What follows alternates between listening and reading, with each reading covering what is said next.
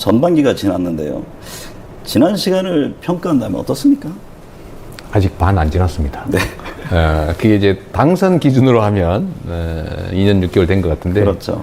취임 기준으로는 아직 절반이 되려면 꽤 많이 남았습니다. 제가 이런 계산을 하고 있는 게 좀 이상하긴 합니다. 네. 전 좀 잘했으면 좋겠다 그런 생각 지금까지도 했고 또 앞으로 좀 잘했으면 좋겠어요. 네. 왜냐하면 이게 개인의 문제가 아니고 그렇죠. 결국은 우리 정치인들은 다 남의 일을 하는 겁니다. 맡겨진 일. 그게 또 개인이나 이런 게 아니고 사실 우리 국민들께서 이 나라 운명을 맡겨놓은 것이어서 또 내 상대일지라도 네. 잘해야 우리 공동체가 또 우리 국민들이 더 나은 삶을 누릴 수가 있지 않습니까? 아쉬운 게 많긴 하죠. 네. 좀 더 개선이 좀 됐으면 하는 그런 기대도 가지고는 있습니다. 일각에서는 그 민주화 공화의 위기 네. 얘기도 하던데요. 그 점은 어떻게 보세요? 사실 가장 근본적인 걱정거리죠. 네. 그러니까 일시적인 정책의 혼선 또는 뭐 부족함 이런 것들은 또 얼마든지 교정할 수 있습니다. 네. 그런데 체제와 시스템의 문제, 특히 공화정 자체의 문제, 네. 민주주의 시스템 자체의 문제는 한번 무너지면 복구하기가 어렵습니다. 저는 특히 이 국민이 맡긴 권력 행사에서 그 균형 감각, 네. 공정성, 또 절제 이런 게 매우 중요하다고 보는데 그런 측면에서 매우 많이 부족하다, 너무 거칠다, 매우 불편하다. 네. 그리고 억울하게 생각하는 사람들이나 영역이 상당히 있겠다. 왜냐하면 동일한 잣대를 적용하지 않으니까요. 네. 사람들은 그런 얘기 했지 않습니까? 그 가난해서 힘든 게 아니고 불균등해서 힘들다. 그렇죠. 뭐 그런 옛말도 있는데 저는 윤석열 정권이 윤석열 대통령께서 좀 이렇게 균형 감각, 절제, 그리고 국가와 국민들의 삶에 대한 관심과 애정 이런 걸 좀 더 가져주셨으면 어떨까 싶은 생각을 합니다. 네. 많이 아쉽죠. 네.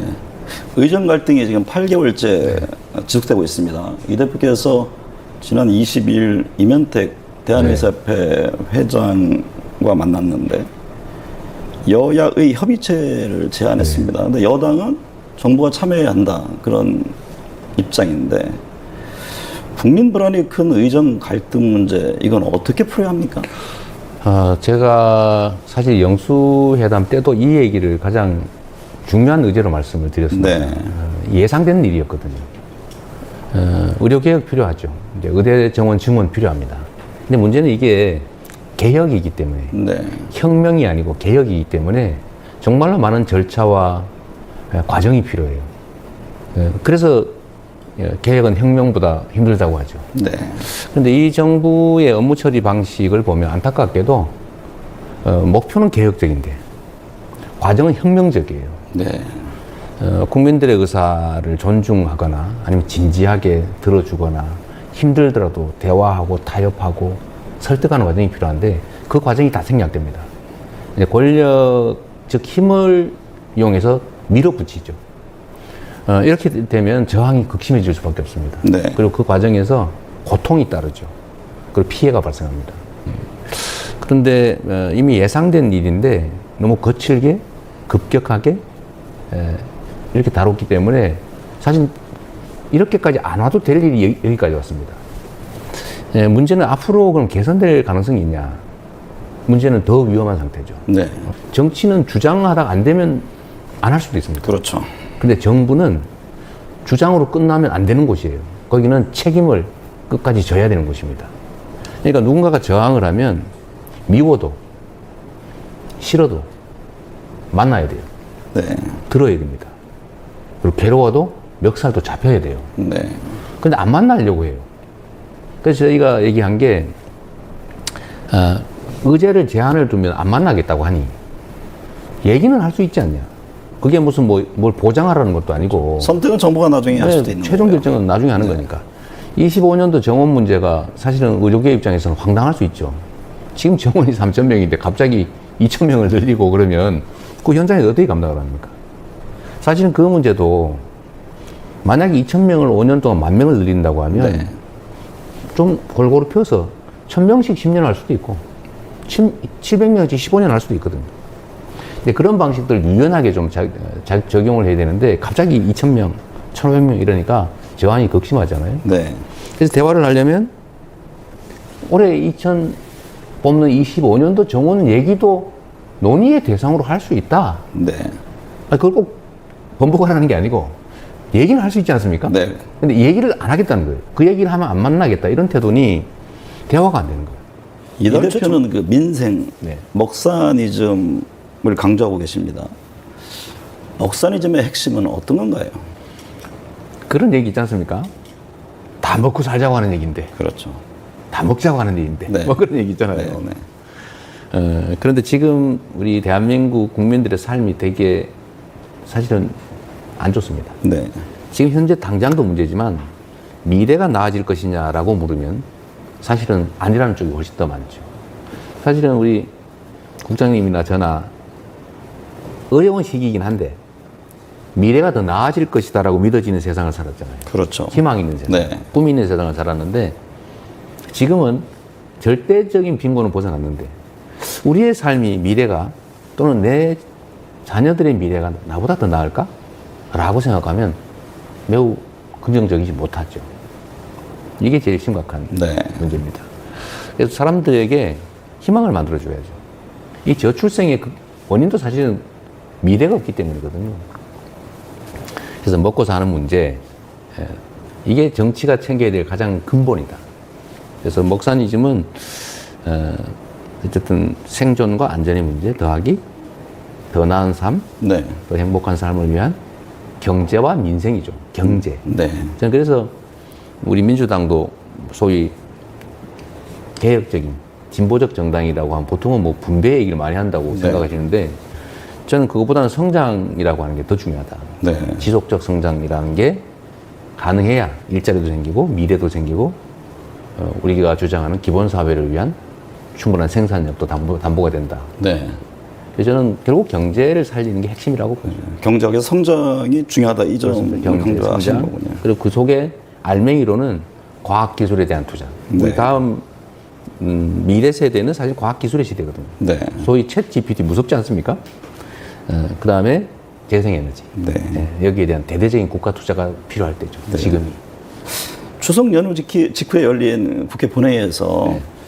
김건희 여사와 최혜병 관련 특검법이 통과됐습니다. 뭐 대통령 또다시 거부권을 행사할 것으로 보여지는데요. 입법과 거부권 행사. 언제까지 이렇게 도돌이표 상황을 국민들이 지켜봐야 하는지 해법은 없을까요? 해법은 결국 국민들이 내시게 될 겁니다. 네. 네, 이 나라가 말씀하신 것처럼 민주공화국이고 이 나라의 주인은 국민이기 때문에 네. 그리고 제가 자주 말씀드린 것처럼 결국 정치는 정치인들이 하는 것 같아도 결국 국민이 하는 겁니다. 사실 비정상이죠. 네. 국회가 하는 모든 입법을 여당이 동의하지 않으면 대통령이 전부 거부한다. 있을 수 없는 일이죠. 그거는 국회의 입법권, 국회의 존재 자체를 부정하는 겁니다. 네. 뭐 산하기관으로 얘기하는 거죠. 행정부의 산하기관. 행정부가 동의하지 않으면 국회는 법을 못 만들어. 지금 이렇게 돼 있는 거죠. 그렇다고 저희가 정부가 또는 대통령이 반대하니까 하지 말아야지 이럴 수는 없지 않습니까? 네. 그래서 저희는 끊임없이 시도하고 또 거부하면 또 거부하는 데 대한 대안을 만들고 결국 국민들께 보여드릴 수밖에 없죠. 네. 정말로 안타까운 국력 낭비의 현실인데 그러나 또 그런 정쟁적인 영역의 일도 저희가 하지만 또 네. 한편으로는 정쟁적 요소가 없는 또는 적은 민생적 요소에 관한 입안 네. 법안들도 많이 준비하고 있습니다. 야권에서는 대통령의 거부권 행사를 제한할 필요가 있지 않느냐 이런 의견들도 나오던데요. 제한한 입법을 거부하겠죠. 네. 이게 정말 답답한 일인데 저는 지금 이거는 행정 독재라고 봅니다. 국회의 존재를 완전히 무시하는 거죠. 네. 지금 모든 동의하지 않는 법안을 거부하는 것은 거부권 남용입니다. 네. 특히 뭐 국민들께서도 다 상식적으로 이해하시지만 자기나 가족들의 이해가 걸려 있는 데는 주어진 권한을 행사하면 안 된다. 네. 상식이잖아요. 네. 그 이해 충돌 방지법에도 있죠.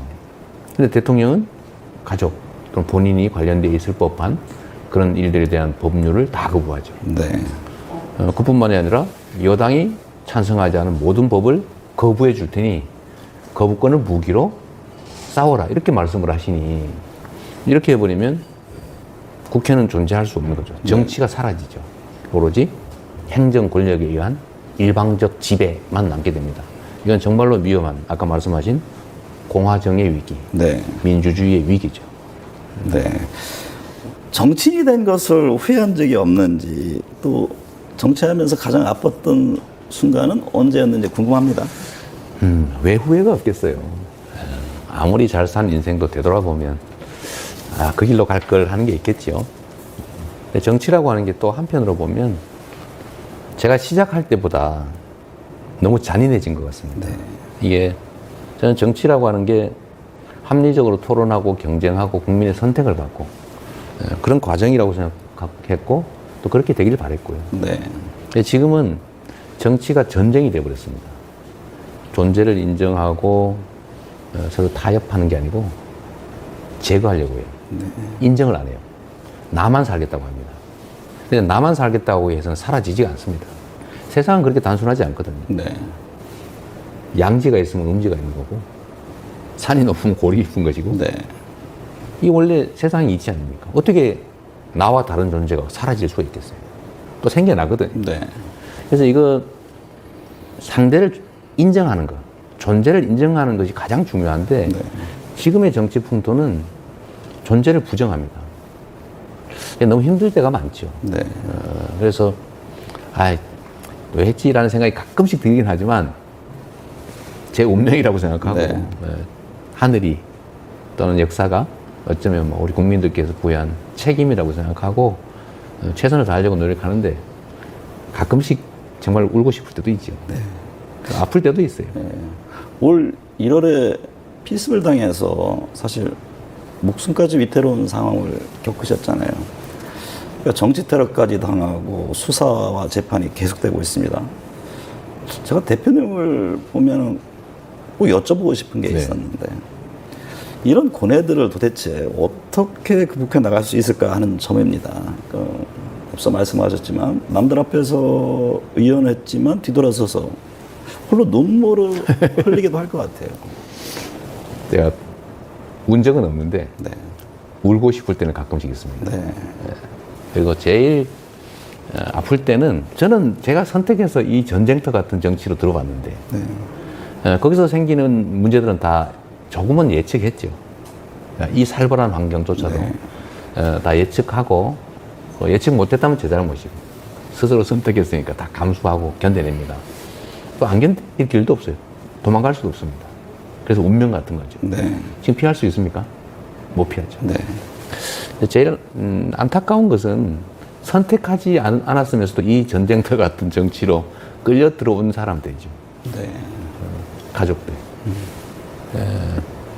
정말 난도질 당하는 이유 없이 뭐 그런 경우들이 제일 가슴 아프고 그게 제가 제일 큰 죄를 짓고 있는 것 중에 하나죠. 네.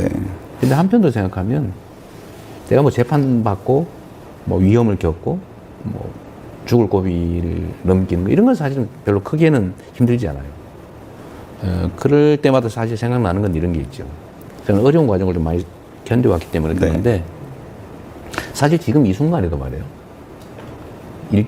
직장 잃고 빚 못 갚고 월세 못 내고 자식들 우유값 부족해서 끌어안고 우리 어떻게 해버릴까 이렇게 생각하는 사람이 수없이 널려 있다는 거예요. 네.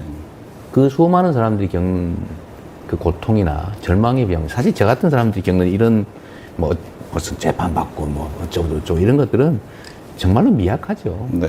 그렇게 생각하면 견딜 힘은 얼마든지 있습니다. 지난 대선 때부터 제기됐던 이 대표를 둘러싼 의혹들이 지금 사법부에 심판대에 올라가 있습니다. 재판이 진행 중인데요. 재판 결과는 어떤 심정으로 지켜보고 계세요? 저는 제 스스로가 재판을 업으로 수십 년을 살았잖아요. 네. 제 기억에 의하면 저나 누군가가 대체적으로 동의한 것과 다른 불합리한 결론이 난 경우가 손에 꼽을 정도예요. 네. 수천 건의 재판을 했는데, 그래서 저는 우리나라 사법부에 대한 신뢰가 상당히 높은 편이에요. 그리고 사필 규정한다. 네. 제가 또 이전에도 많이 겪었잖아요.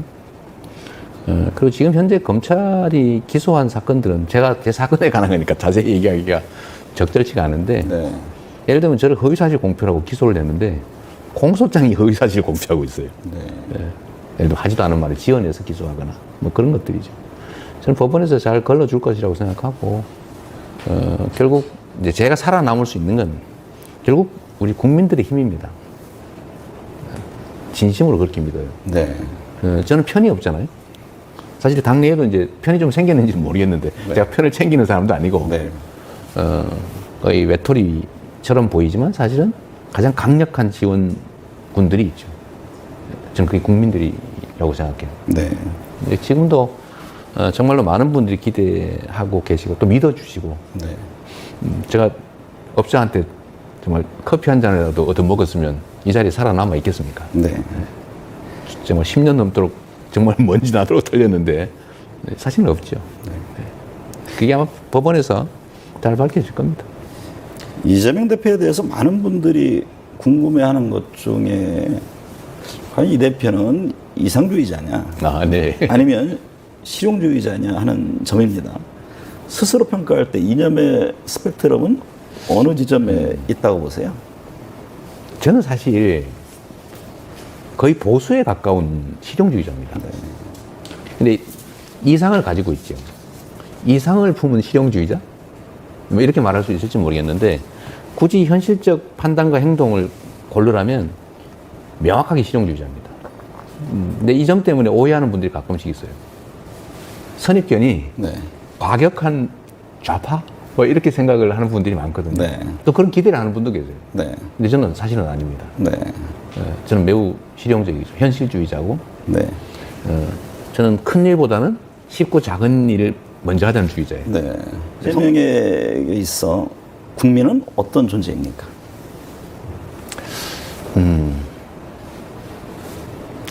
하늘? 네. 또는 어머니? 네. 저는 국민들의 집단 지성을 믿는 사람입니다. 그러니까 저는 개개인으로 보지 않습니다. 네. 그 아바타 기억나세요? 네. 마지막 장면에 그 구성원들이 전부 다 큰 나무 옆에 네. 다 손을 잡고 에너지, 영감을 공유하잖아요. 그렇죠. 그 집단 지성을 표현한 네. 거라고 생각했는데, 우리 국민들께서는 개개인의 판단을 뛰어넘는 집단 지성을 가지고 있어요. 그게 이 나라를 이렇게 이 혼돈 속에서도 지켜왔죠. 네. 하늘 같은 존재죠. 전부 아닙니까? 정치에서 보면 그 이상이 없죠. 네.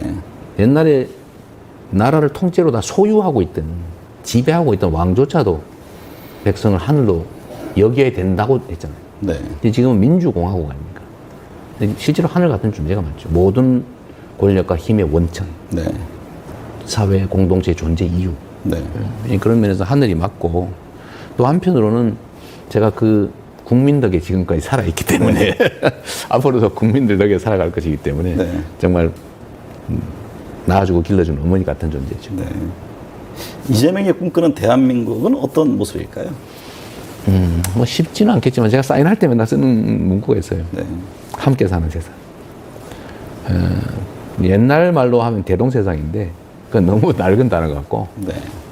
서로 존중하고 인정받으면서 함께 누리며 사는 세상 가능합니다. 네. 근데 그거를 저는 기본사회라고 지금 표현을 하고 있죠. 지금은 우리는 복지사회잖아요. 뭐 충분하지 않은 복지사회. 네. 복지사회의 특징은 어떤 거냐면 최소한을 정해놓고 여기서 탈락하면 건져주는 거예요. 최소한. 죽지 않을 선. 그럼 건져주죠. 네. 근데 우리는 사실은 그렇게 안 하고 인간으로서의 기본적인 삶을 보장할 정도의 수준이 됩니다. 네. 우리의 과학기술 생산력 수준이, 국가 수준이, 경제 수준이. 그래서 기본적인 삶을 보장해 주자. 각 분야에서 주거, 소득, 의료, 교육, 서비스 뭐 등등. 그래서 이 기본적인 삶의 조건이 보장되는 사회를 만들어서 최소한 탈락하지 않게 하는 그런 사회를 만드는, 네. 함께 사는 세상. 네. 대동세상을 한번 만들어 보고 싶죠. 지금 당장은 안 되더라도 한 20, 30년 후에라도. 네. 그래. 잠시 주목해 주시기 바랍니다. 구독자분들에게 특별한 선물을 준비했는데요. 제가 항상 여러분들 때 강조드리는 말씀이 있습니다. 이슈와 뉴스만 꾸준히 챙겨오셔도 충분히 돈을 벌 수 있다고 말씀드리는데요. 여기 보이시는 채널의 영상을 보시면 어떤 생각이 드시나요? 그냥 눈에 보이시는 뉴스와 영상만 보시고 아무 생각이 없으신가요? 그렇다면 저는 잘못된 것이라고 말씀드리고 싶습니다. 그 이유가 무엇이냐면 제가 8월 초에 뭐라고 말씀드렸나요? 지금은 바이오에 관심을 가져야 한다라고 뉴스만 보고 넘기지 마시고 투자를 지적적으로 생각해봐야 한다고 말씀드렸는데요. 이런 스네이들과 영상을 통해서 충분히 구독자님들께도 전달이 되셨을 겁니다. 이런 바이오 이슈가 되었을 때 부자들은 어떻게 생각할까요? 바이오 관련주는 무엇인지, 어떤 종목이 가장 좋을지, 어디에 투자해야 돈이 몰릴 수 있는지 자연스럽게 생각한다고 말씀드렸습니다. 지난번에 구독자분들과 함께 한 주식으로 수익 내기를 진행했었는데요. 100% 무료로 진행을 했고 이 사진을 보시면 아시겠지만 구독이라는 문자 메시지를 남겨주신 모든 시청자분들께 이렇게 바이오 관련주 중에 가장 급등할 확률이 높은 딱 한 종목을 드렸습니다. 8월 13일에 오정바이오를 추천해 드렸습니다. 여기 나와 있는 사진을 보시면 정확히 얼마에 매수하고 어떤 종목을 사야 하는지 어느 점에 팔아야 하는지 이런 부분들까지 여러분들에게 정확히 알려드렸는데요. 실제로 많은 분들께서 수익을 보셨습니다. 오른쪽을 보시면 아시겠지만 8월 13일에 오정바이오를 소개해드리고 나서 실제로 며칠이 지나지 않고 이렇게 주가가 상가가 되었습니다. 당시에도 굉장히 많은 분들이 제가 드린 이 종목으로 수익을 내셨습니다. 지난번과 똑같이 구독이란 문자를 보내주시면 이번에 이슈가 되고 있는 주식 중에 앞으로 대장주 고시를 하면서 주가가 가장 크게 상승할 한 종목을 시청자분들에게 문자로 종목명과 사고자 하는 시점을 모두 알려드리겠습니다. 이 영상을 보시고 계시는 시청자분들 중에 종목이 궁금하다 하시는 분들은 남녀노소 시간대 상관없이 이렇게 상단에 번호를 항상 남겨놓고 있습니다. 전화번호 010-802-5232 똑같이 무료 급등 주식 문자를 보내드리겠습니다. 돈을 받는 것도 아니고 투자를 대신해 드리는 것도 아니고 부담 없이 구독 문자 보내주시면 되십니다. 수익이 나신다면 구독과 좋아요 한 번씩 부탁드립니다.